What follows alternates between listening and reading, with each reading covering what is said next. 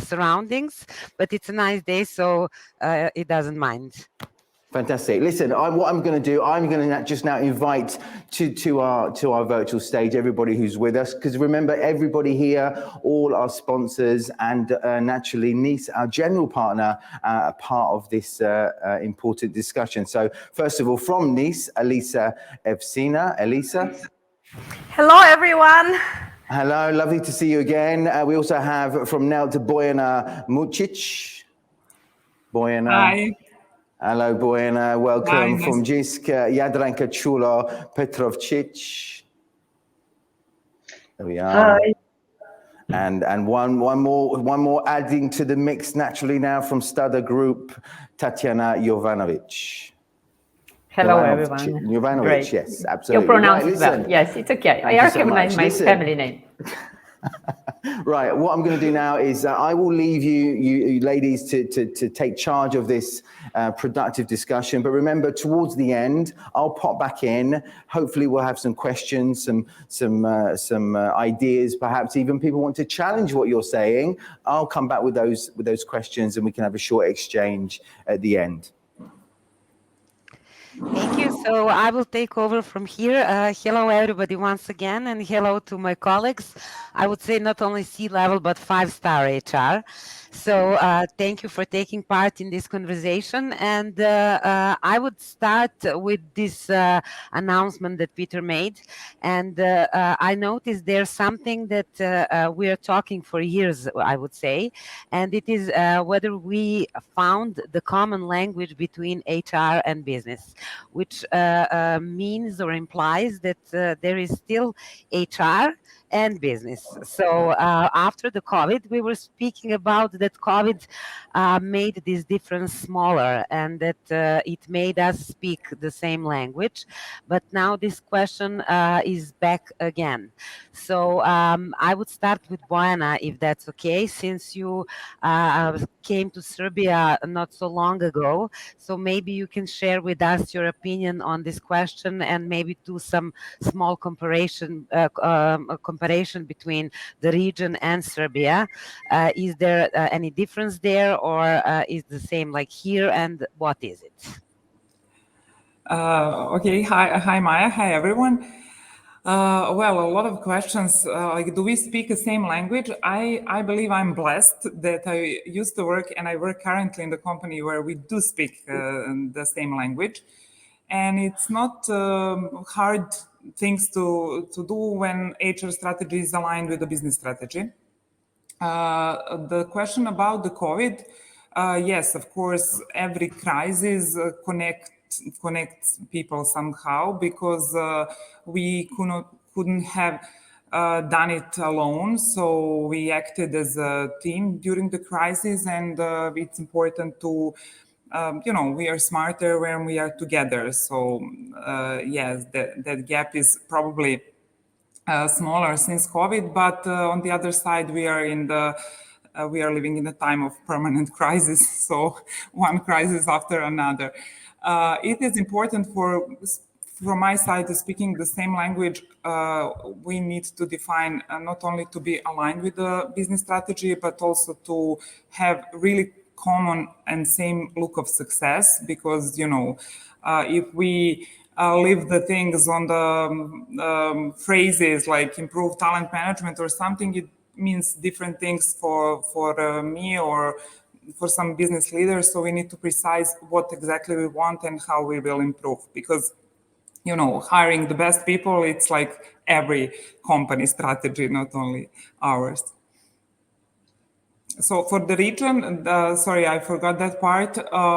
I think we dealt with the crisis. I used to work in Zagreb for the last 2.5 years. Now I'm in Nelt for almost 7 months. I think it was more or less the same. Maybe circumstances in the country were different, but the response of the company responded very well. I heard someone said that actually corporation acted in some way more responsible than country leaders did. So I think we handled it very well. I think so too. I completely agree, especially here, well, because we were here during the COVID. Jadranka, would you add something? You're coming from a different industry, and probably it's a little bit different when it comes to HR proposals or initiatives and the business KPIs. Do you speak the common language? And if so, who is the one responsible, or who is the one who should take credits for that? Well, hello, Maya. Hello, everyone. I can agree with Bojana on actually many things she said, but I would say HR is not special in that way. I mean, every department within business has its own language. Marketing is speaking share, like, target, or IT is speaking software as applications. So we all have some specific languages that we speak within our departments. But the thing is, what is our common language? What is our business language in our corporation? Now we can discuss it in many ways, but basically it goes down, what is the result that we deliver? And at the end, how much money will bring to the company? I always remember the Jerry Maguire movie, Show Me the Money. That would be the bottom line. So when we talk about HR, I remember when I started, then I was, looking on internet and other companies, and I see, oh, okay, they have this time management. This is something new. And then I went to my manager and said, look, why don't we have time management for all my, employees? We can make 10 groups. I need that much money. I'll pay this trainer, and, let's have it. Now, 20 years later, my approach is totally different. Because now I understand why so many times the answer was quick and very clear. No. Now I understand. Now when I plan trainings for the next year, first I schedule meetings with all my colleagues, managers, separately. And then I ask them, what is the challenge in your department? What do you need to be better? And then I gather all those findings. And they said, okay, for this and this department, I need this. For this one, maybe it's team building. For the other one, maybe training. For the third one, maybe coaching. And then I make a plan and then present it when I ask for a budget or the plan for the next year. First, I show that I'm aligned with the goal of the company. Secondly, I get my colleagues on board. Because when they're involved, when they actually tell me what they need and I present it, then they are on board. I have their support. So I would say, yes, there are different languages. But if you want to reach the goal, find the common language. Just one question to add. Did you ever had the experience that, for example, finance or controlling department comes to you and asks you, what do you need? What do you think that should be the tool in order to be more successful as HR? Or is it the only the one who is lobbying for aligning your department? I would say like this. The first time when you need to actually present this and get everybody online, then HR is the driver. At least I see it that way. HR is the driver. When I show success or result or improvement in some departments, then I don't have to go out there. They come to me. Okay. Nice answer. Alisa, I would go to another question, but of course, if you want to add something to the previous one, feel free.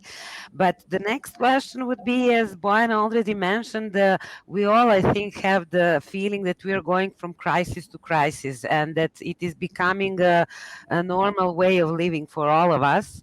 And the question is, how do we deal with them?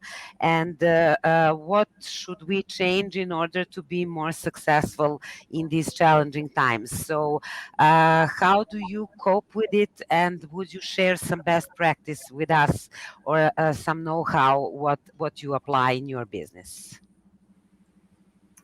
It's very great and big question. I think everyone can talk days and days on that, and still there is no rule, there's no any like 1, 2, 3 instruction.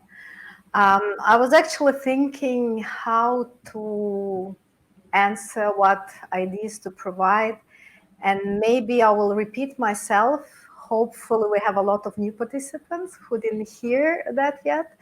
But if we look, we come back to the history. Humans are not changed since centuries. We're still the same.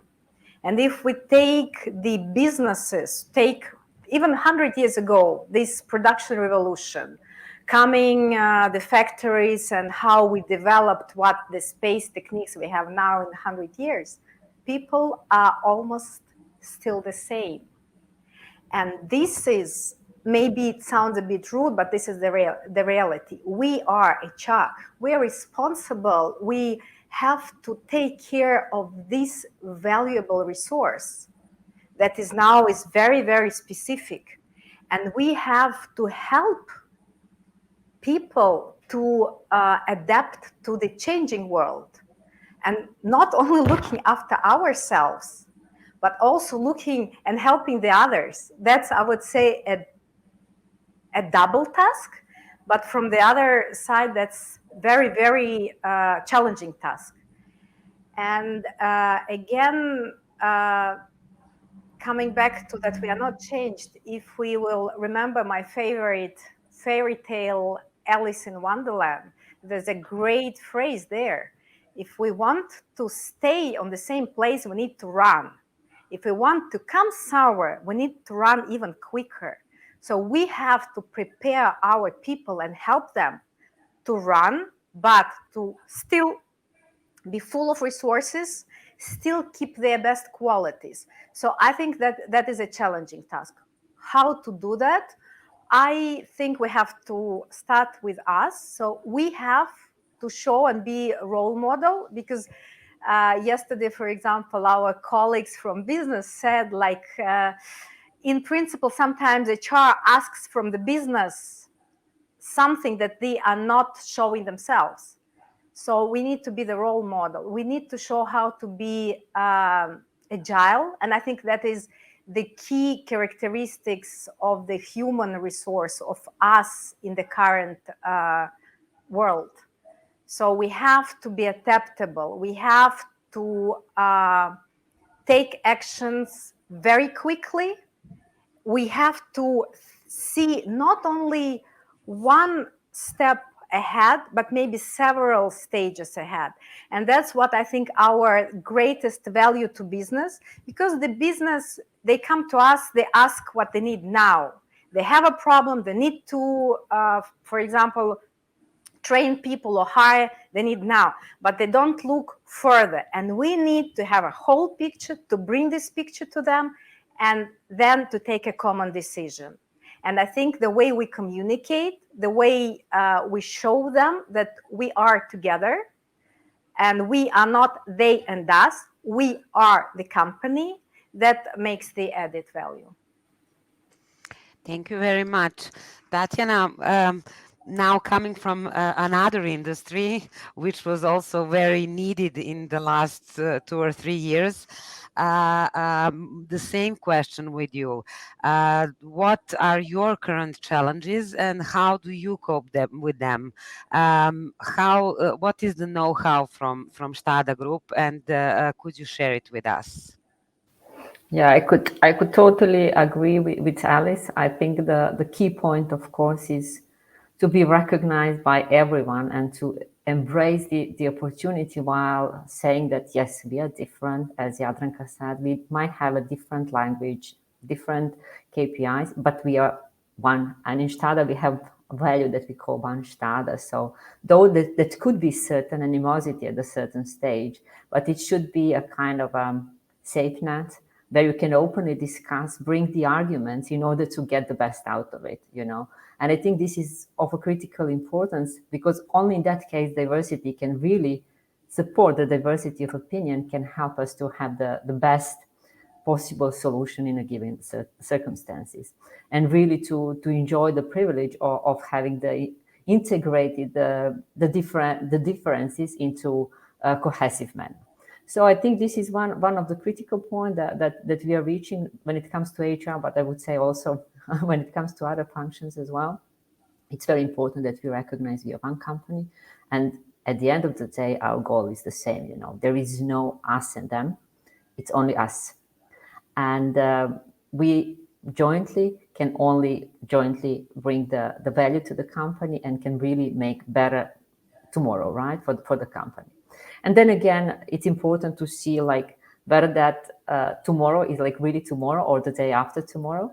And we have to have that perspective. Sometimes we are in a rush. Sometimes we are chasing KPIs, in particular when it comes to sales volume, when it comes to certain things which have to happen instantly.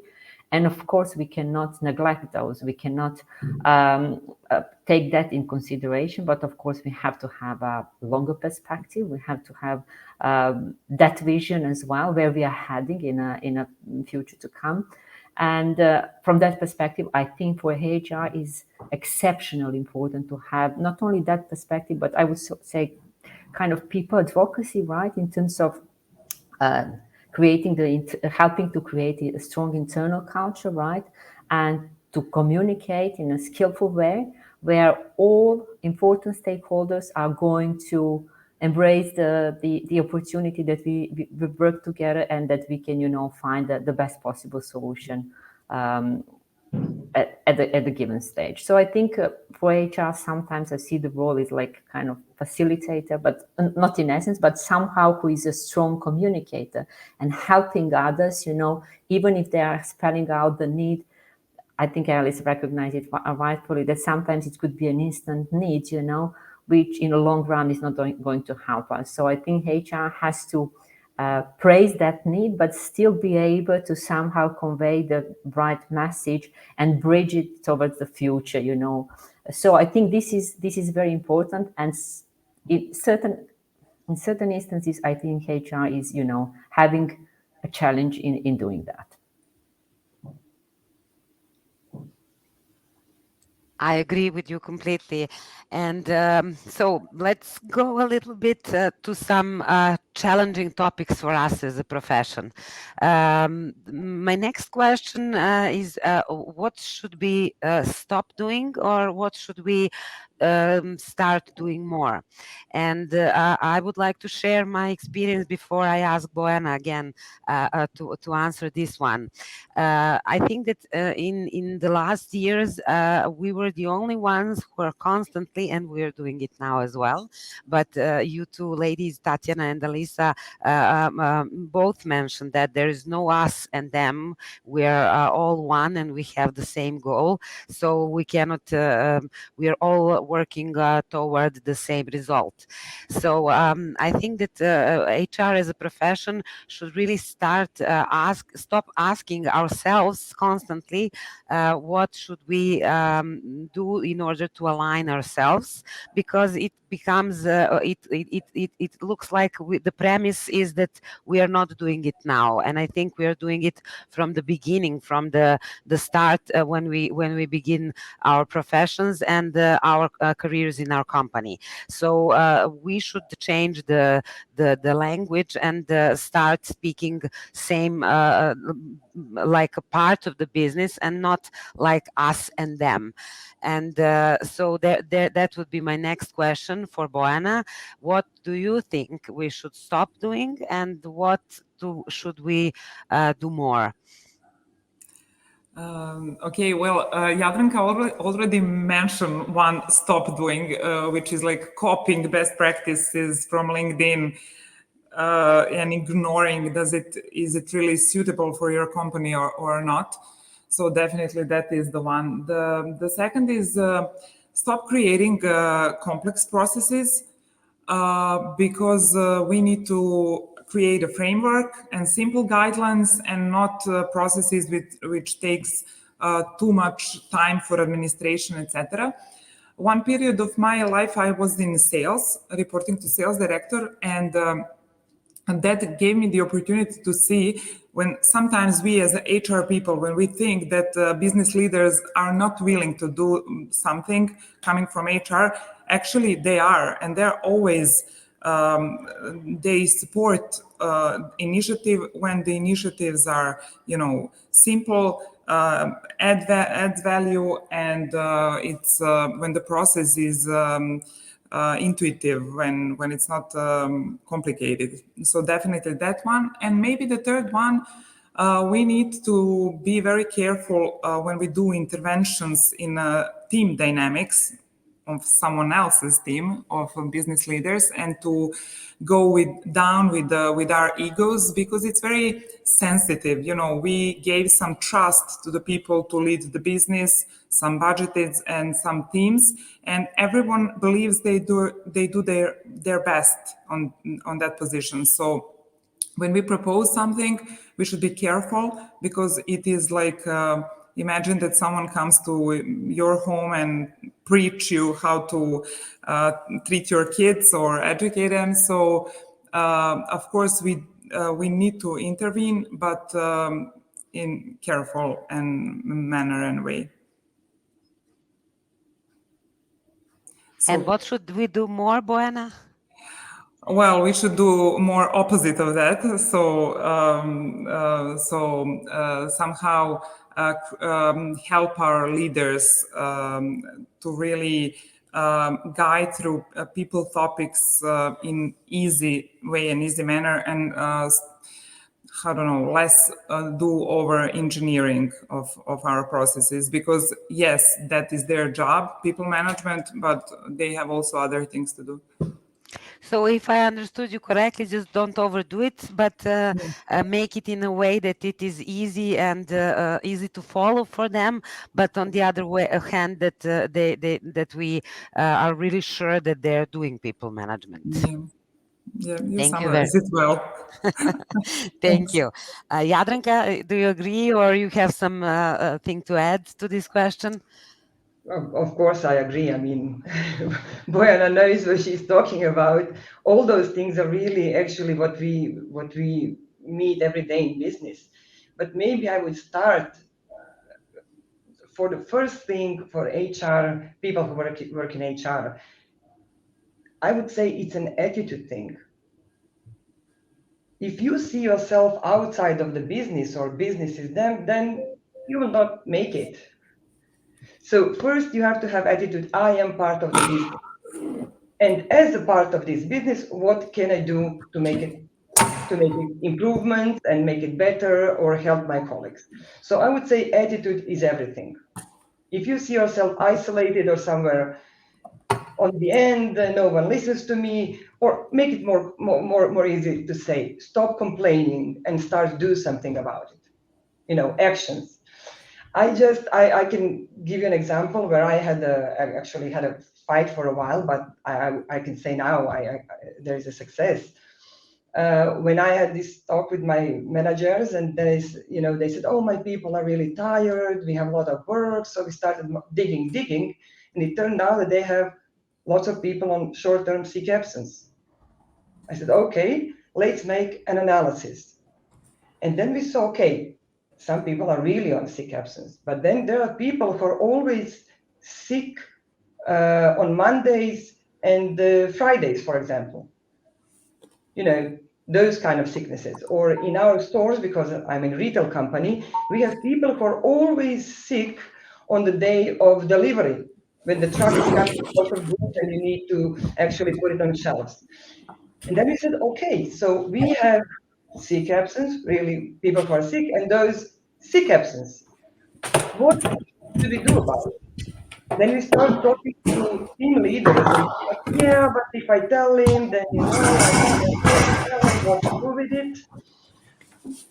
And then eventually we said, okay, we discussed it in our management team and said, how about if we put this specific thing in some kind of a bonus scheme for them?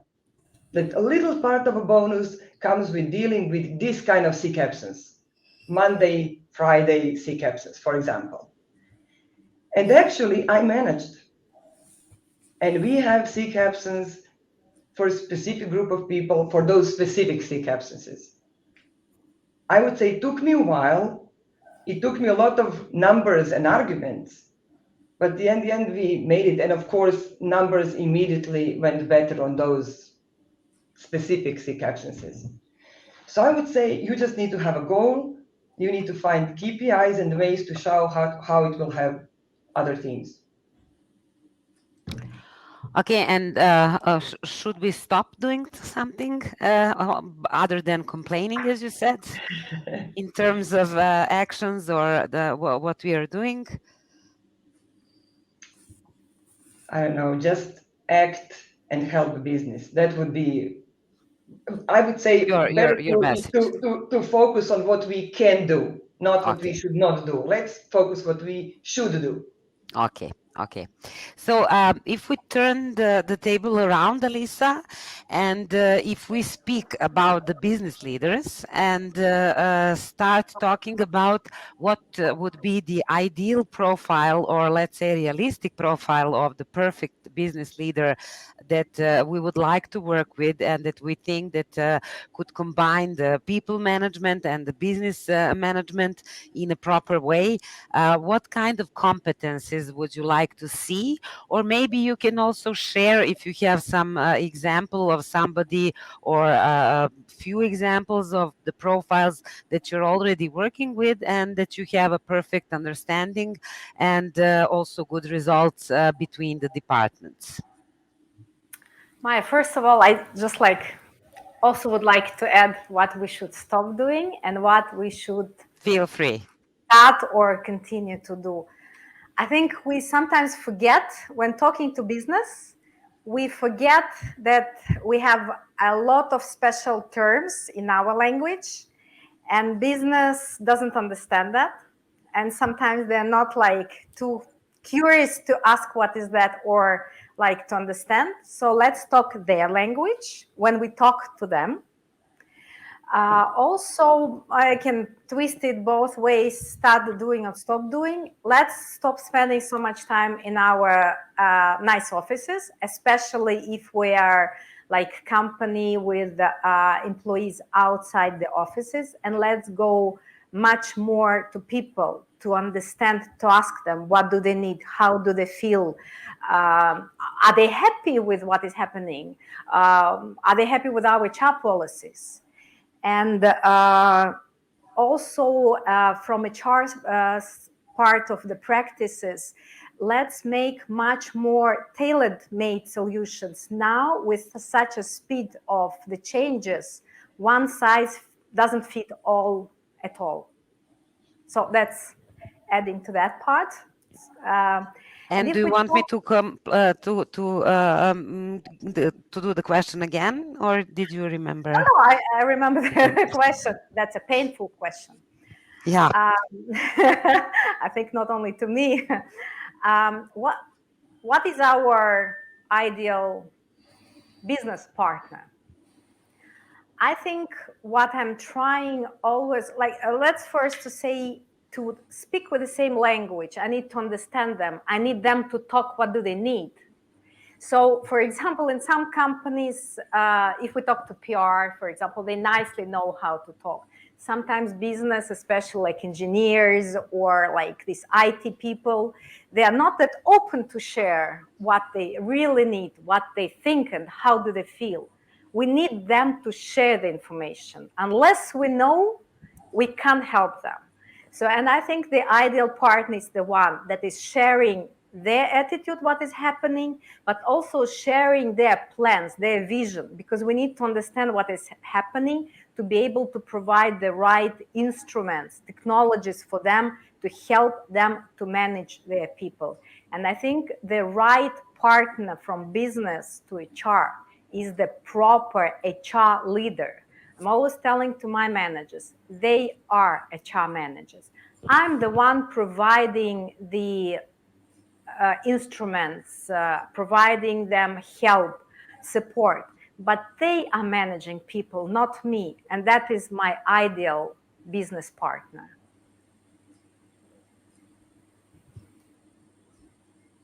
I understand why you said that it's the painful question, and I would like to start like that with Tatjana.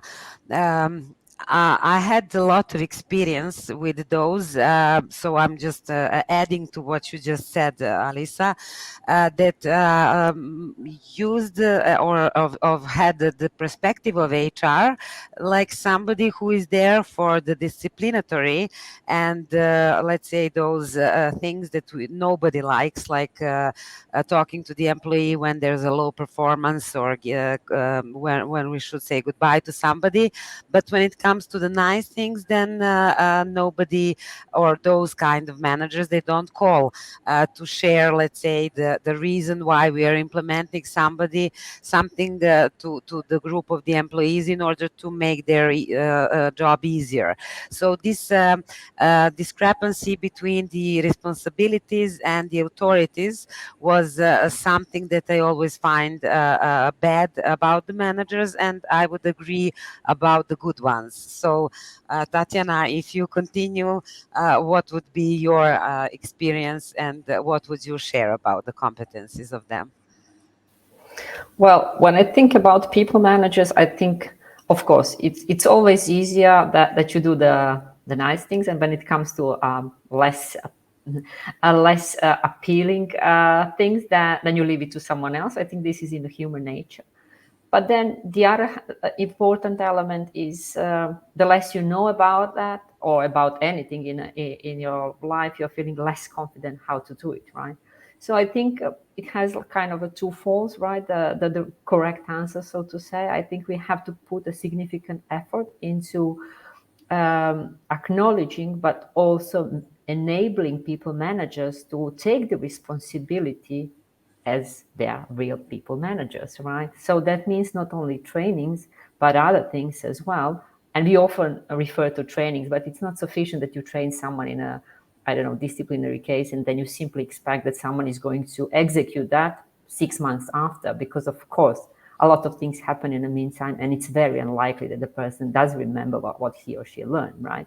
So there are many other ways how we can support and basically work on upskilling of the people managers, that they really become a people manager. So I think this transition in a career, which is happening from the managed self to manage others, is well recognized in many scientific journals. And I think in a practice, we should be paying much more attention towards those guys, how they're progressing really in managing people for good and for less popular decisions, right? And I think on that journey, we could be someone who could be a strong, let's say, support, and someone who could be really getting a lot of credit going forward, because imagine that person grows afterwards in a career, and the vision and the idea of what the role of HR is, it's going to be quite different in comparison if you're doing something on the behalf of that person. So I think it does take time. It is a journey, but I think it's doable. And this is one of the examples how I see it could be done. Does anybody want to add something to this? Okay, so the next question that I have on the table is, what do you think that the managers find most annoying when they work with us, and vice versa? So, but on the other hand, I would also like to add, if you want to have the alternative question, or if you want to answer both questions, what is your example of some good practice, but really something that happened, like a story from one or the other part, like the most annoying one or the best one, which you would like to share with the younger colleagues, maybe. So maybe I can start. Okay. I think I have a quite a fresh example coming from the practice. And Hemofarm, which is part of Stada, and also some other affiliation in Stada, applied for the first time a few years ago for the top employer certification. And Hemofarm got it for the first time, like I think that was 2 years ago. And then when it was shared with management, they said, like, okay, so noted, but like, what does it mean, you know? And then you share with them whatever, but still they like, okay, so what value it's going to bring, like what are the tangibles out of that. But if you switch a story about that a bit, and if you make a correlation or parallel story, like in pharmacy, is exceptionally important that whatever you do, you have a certificate about that. You have the manufacturing good practice. You have certain standards that you have to follow. And this is something that you have to prove all the time. And this is exactly what we're doing in HR. This is our proof that we are basically working in line with the standards. As we are working with our products, that we're also doing the same with our people. So, we are mirroring each other. Okay. So it was much clearer and it was easier for them to connect with that. And I think this is very important. This was my learning, because the top certification for me was something that was very, very important. I did it in a previous company, and I thought it's going to, be wow, but it didn't create it wow. And then when we thought like why, then we understood. And when we created the story in a bit of different manner, as I explained, then it created, a different feeling and a different observation or what does it really mean for the company. As you said, there's no one size fits all. So it really needs to be tailor-made for every industry or company or culture. And I see this good-looking guy coming to us. Do you have any additional questions? Or you just came as Who's that then? I don't know who that is. Ladies. Right, listen, there's actually a couple of questions coming through. We'll try to get through those right now if we can. So whoever wants to answer this can answer this. No specific person, okay? So what is the most common disconnect between the business and HR? And could you specify and elaborate on how are you surpassing it? So essentially the biggest disconnect between business and HR, what would you say? Well, I would like to answer because I only asked questions and I would like to answer some.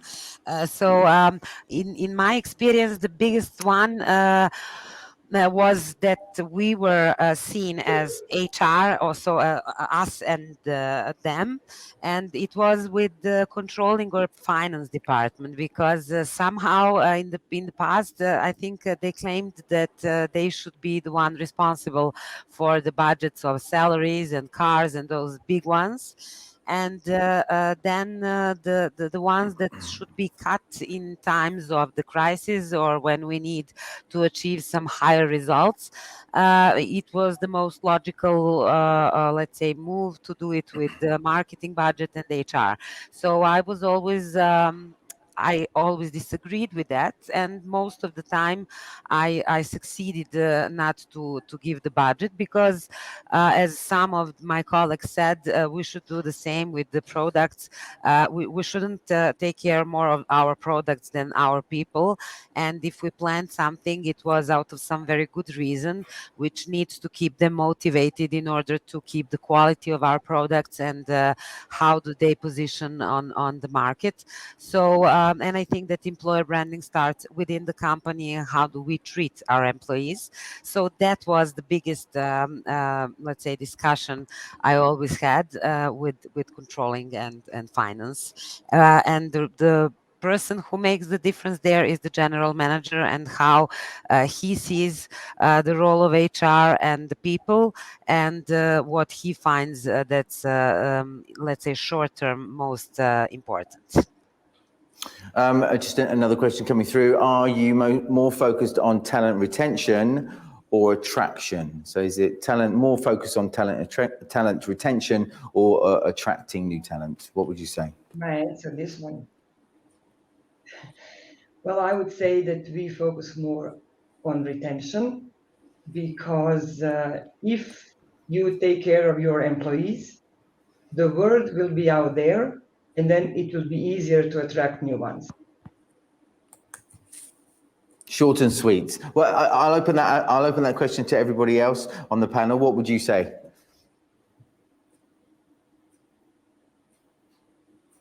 As someone being in charge of talent acquisition on a global level, I can only agree with Jadranka, because if you are not paying attention to your existing employees, if you do not appreciate what you have in a house, I mean, simply negative word of mouth is going to kill any effort for talent acquisition.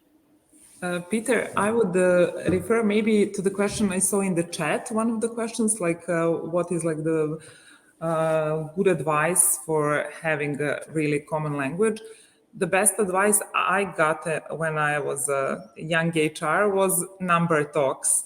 And this really works with the business. I mean, they understand it better sometimes than our concepts and philosophy. So that would be number one advice. Okay. Listen, we're coming towards the end of our time all together, and listening to the insights, listening to your perspectives, very valuable indeed. And it kind of nicely moves on to something which I'm just going to announce now. I know some of you certainly were on the panel were at the Executive Summit in Lustica Bay in Montenegro this May, a physical executive summit together.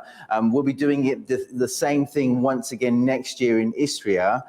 But during that summit, you'll remember, those of you that were there, that are beaming into us as well, you created a manifesto with ideas created by you at the Executive Summit. But what we're going to do very shortly, we're going to send out a link to everybody who is with us during HR Week, HR professionals from wherever you are around the world. And we want you to continue to contribute to that manifesto. That manifesto is a living document, and we'd like you, everybody who's watching right now and throughout HR Week 2022, to contribute to that and to share your ideas, to validate the ideas that are shared as well, and you can contribute with your own opinions as well. So what we've just heard right now in this session certainly will contribute towards that.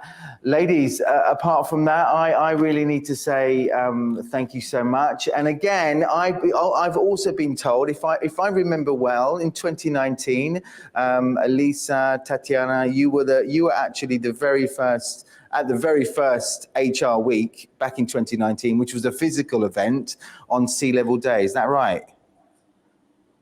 Yes, true. Absolutely. So from the very beginning, supporting HR Week, supporting us as we grow, as we get bigger, and as we move forward.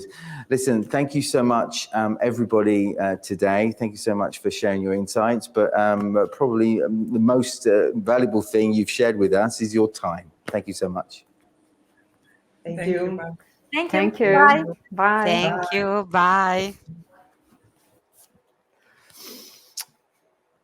Well, there we are. Maya trying to charm me already. Who's that good-looking guy? Well, that's